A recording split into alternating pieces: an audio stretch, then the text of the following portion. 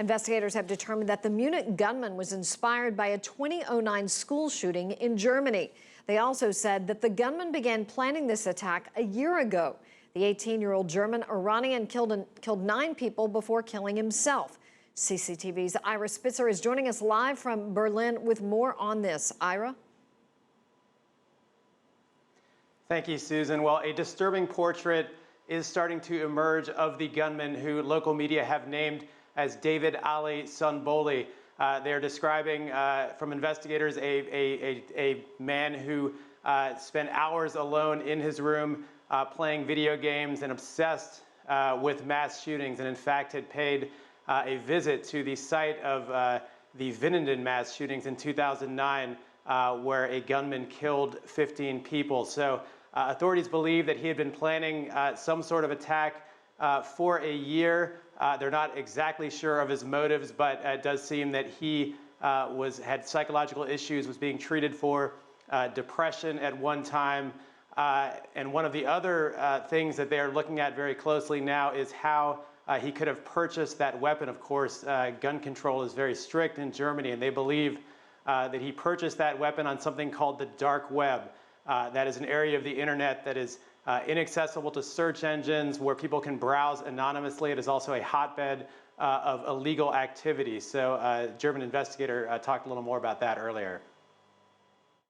There is chat on the dark web, which points to the fact that he bought the weapon on the dark web.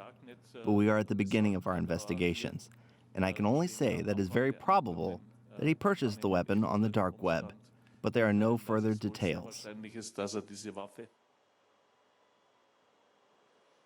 Germany, just earlier tonight, there was another scene of violence when a 21-year-old Syrian asylum seeker killed one woman with a machete and injured 2 others in the town of Reutlingen. So that is three violent acts in the past week, the Munich shootings, as well as an attack on a train in Bavaria about 6 days ago where 4 people were seriously injured. So a very violent time in Germany right now. So, Ira, we know that 2 of the attacks were by asylum seekers. This was not motivated, as far as we know, or having anything to do with the refugee crisis. But do you still think there might be a backlash there regardless?